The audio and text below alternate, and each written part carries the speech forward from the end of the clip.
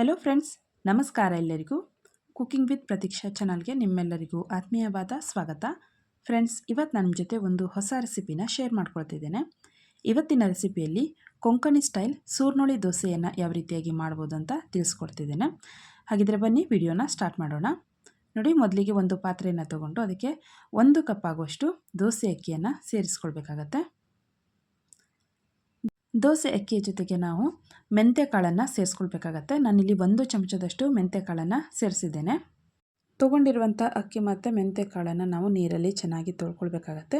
ನೋಡಿ, ನಾನಿಲ್ಲಿ ನೀರನ್ನು ಸೇರಿಸ್ತಾ ಇದ್ದೇನೆ. 2ರಿಂದ 3 ಸಲ ಚೆನ್ನಾಗಿ ತೊಳೆದು ಅಕ್ಕಿ ಮತ್ತು ಮೆಂತ್ಯ ಕಾಳು ಮುಳುಗುವಷ್ಟು ನೀರನ್ನು ಸೇರಿಸಿ ನಾವು ಅಕ್ಕಿನ ನೆನೆಸಲಿಕ್ಕೆ ಬಿಡಬೇಕು.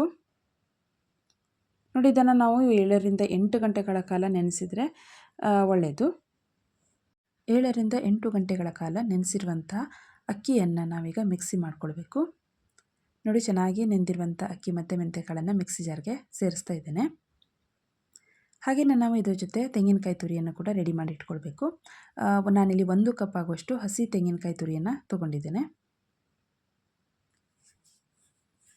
ತೊಗೊಂಡಿರುವಂಥ ತೆಂಗಿನಕಾಯಿ ತುರಿಯನ್ನು ಸೇರಿಸಿ ನಂತರ ಇದಕ್ಕೆ ಅವಲಕ್ಕಿಯನ್ನು ಕೂಡ ಸೇರಿಸ್ಕೊಳ್ಬೇಕು. ಅವಲಕ್ಕಿಯನ್ನು ಸ್ವಲ್ಪ ಮೊದಲಿಗೆ ನೆನೆಸಿರಬೇಕು. ತೆಳ್ಳಗಿನ ಅವಲಕ್ಕಿ ಆದರೂ ನಡೆಯುತ್ತೆ ಅಥವಾ ದಪ್ಪ ಅವಲಕ್ಕಿ ಆದರೂ ನಡೆಯುತ್ತೆ. ಒಂದು ಸ್ವಲ್ಪ ಮೊದಲೇ ನೆನೆಸಿಟ್ಕೊಂಡ್ರೆ ಒಳ್ಳೆಯದು. ಹಾಗೆಯೇ ನಾವು ರುಬ್ಬಲಿಕ್ಕೆ ನೀರನ್ನು ಸೇರಿಸಬಾರ್ದು, ಮಜ್ಜಿಗೆಯನ್ನು ಸೇರಿಸ್ಕೊಳ್ಬೇಕಾಗತ್ತೆ. ಗಟ್ಟಿ ಮಜ್ಜಿಗೆಯನ್ನು ಸೇರಿಸ್ತಾ ಇದ್ದೇನೆ ನಾನಿಲ್ಲಿ. ಹುಳಿ ಮಜ್ಜಿಗೆ ಆದ್ರೂ ಕೂಡ ನಡೆಯುತ್ತೆ. ಸ್ವಲ್ಪ ಸ್ವಲ್ಪ ಸೇರಿಸಿ ನಾವು ಇದನ್ನು ನೈಸಾಗಿ ರುಬ್ಕೊಳ್ಬೇಕು.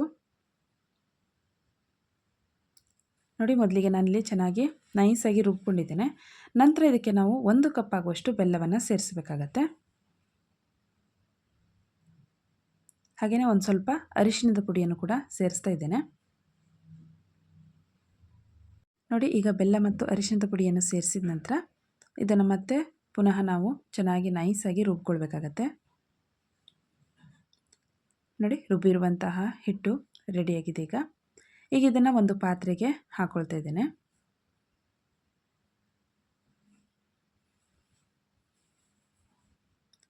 ನೋಡಿ, ಈ ರೀತಿಯಾಗಿ ದೋಸೆ ಹಿಟ್ಟಿನ ಹದ ಇದ್ದರೆ ದೋಸೆ ತುಂಬಾ ಚೆನ್ನಾಗಿ ಬರುತ್ತೆ. ಹಿಟ್ಟನ್ನು ಹಾಕಿದ ನಂತರ ಒಂದು ಸ್ವಲ್ಪ ನೀರನ್ನು ಸೇರಿಸ್ತಾ ಇದ್ದೀನಿ ಅಷ್ಟೇ.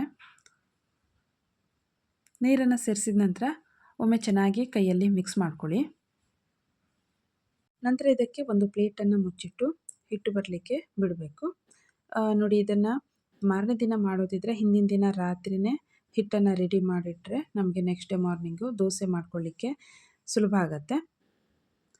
ನೋಡಿ, ನಾನಿಲ್ಲಿ ಹಿಟ್ಟನ್ನು ತೋರಿಸ್ತಾ ಇದ್ದೇನೆ. ಚೆನ್ನಾಗಿ ಹಿಟ್ಟು ಬಂದಿದೆ.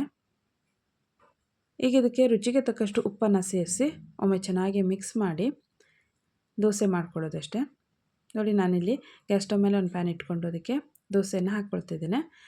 ತೀರಾ ತೆಳ್ಳಗೆ ದೋಸೆ ಹಾಕ್ಕೊಳ್ಬಾರ್ದು, ಒಂದು ಸ್ವಲ್ಪ ಸ್ಪ್ರೆಡ್ ಮಾಡಿದರೆ ಸಾಕು. ನೋಡಿ, ಈ ರೀತಿಯಾಗಿ ದೋಸೆ ಹಾಕಿದ ನಂತರ ತಕ್ಷಣವೇ ನಾವು ಇದನ್ನು ಮುಚ್ಚಬಾರ್ದು. ಸ್ವಲ್ಪ ಕಣ್ಣು ಬೀಳಬೇಕು. ನಂತರ ನಾವು ಇದನ್ನು ಮುಚ್ಚಿಟ್ಟು ಬೇಯಿಸ್ಕೊಳ್ಬೇಕಾಗತ್ತೆ. ನೋಡಿ, ಚೆನ್ನಾಗಿ ಕಣ್ಣು ಬೀಳ್ತಾ ಇದೆ. ಈ ಸಮಯದಲ್ಲಿ ನಾವು ಇದನ್ನು ಮುಚ್ಚಿಟ್ಟು ಬೇಯಿಸ್ಕೊಂಡ್ರೆ ದೋಸೆ ತುಂಬಾ ಚೆನ್ನಾಗಿ ಬರುತ್ತೆ. ನೋಡಿ, ಒಮ್ಮೆ ಮುಚ್ಚಿಟ್ಟು ಬೇಯಿಸಿದ ನಂತರ ಮುಚ್ಚಳವನ್ನು ತೆಗೆದು 1 ಚಮಚ ಆಗುವಷ್ಟು ತುಪ್ಪವನ್ನು ಸೇರಿಸ್ತಾ ಇದ್ದೇನೆ. ತುಪ್ಪ ಅಥವಾ ಎಣ್ಣೆಯನ್ನು ನೀವು ಸೇರಿಸ್ಕೊಳ್ಬೋದು. ನಂತರ ಇದನ್ನು ತಿರುವಿ ಹಾಕಿ ಇನ್ನೊಂದು ಕಡೆಯೂ ಕೂಡ ಬೇಯಿಸ್ಕೊಳ್ತಾ ಇದ್ದೇನೆ. ಹಾಗೆಯೇ ಈ ದೋಸೆಯನ್ನು ಮಾಡಲಿಕ್ಕೆ ನಾವು ಲೋ ಟು ಮೀಡಿಯಮ್ ಫ್ಲೇಮಲ್ಲಿ ದೋಸೆನ ಬೇಯಿಸ್ಕೊಳ್ಬೇಕಾಗತ್ತೆ. ಈ ರೀತಿಯಾಗಿ ಲೋ ಟು ಮೀಡಿಯಮ್ ಫ್ಲೇಮಲ್ಲಿ ಬೇಯಿಸೋದ್ರಿಂದ ದೋಸೆ ಚೆನ್ನಾಗಿ ಕಣ್ಣಾಗಿ ಜೇನುಗೂಡಿನ ಥರ ಬರುತ್ತೆ. ನೋಡಿ, ನಾನಿಲ್ಲಿ ಇನ್ನೊಂದು ಕಡೆಯೂ ತಿರುವಿ ಹಾಕಿ ಬೇಯಿಸ್ಕೊಳ್ತಾ ಇದ್ದೇನೆ. ಈ ದೋಸೆಗೆ ನಾವು ಬೆಲ್ಲ, ಕಾಯಿ ಮತ್ತು ತುಪ್ಪ ಹಾಕಿರೋದ್ರಿಂದ ತುಂಬಾ ಚೆನ್ನಾಗಿ ಟೇಸ್ಟ್ ಕೊಡುತ್ತೆ. ಈ ದೋಸೆಯನ್ನು ಚಿಕ್ಕ ಮಕ್ಕಳಿಂದ ದೊಡ್ಡವರವರೆಗೂ ಕೂಡ ತುಂಬಾ ಇಷ್ಟಪಟ್ಟು ತಿನ್ನುವಂತಹ ಒಂದು ರೆಸಿಪಿ ಅಂತಲೇ ಹೇಳ್ಬೋದು. ಹಾಗಿದ್ರೆ ಫ್ರೆಂಡ್ಸ್, ಇವತ್ತಿನ ಈ ಸಿಹಿ ದೋಸೆ ರೆಸಿಪಿ ಅಥವಾ ಕೊಂಕಣಿ ಸ್ಟೈಲ್ ಸೂರ್ನೋಳಿ ದೋಸೆ ರೆಸಿಪಿ ನಿಮ್ಮೆಲ್ಲರಿಗೂ ಇಷ್ಟ ಆಗುತ್ತೆ ಅಂತ ಭಾವಿಸ್ತೇನೆ. ಇಷ್ಟ ಆದರೆ ವಿಡಿಯೋಗೊಂದು ಲೈಕ್ ಮಾಡಿ, ಹಾಗೆ ವಿಡಿಯೋನ ಇನ್ನಷ್ಟು ಜನರ ಜೊತೆ ಶೇರ್ ಮಾಡಿ.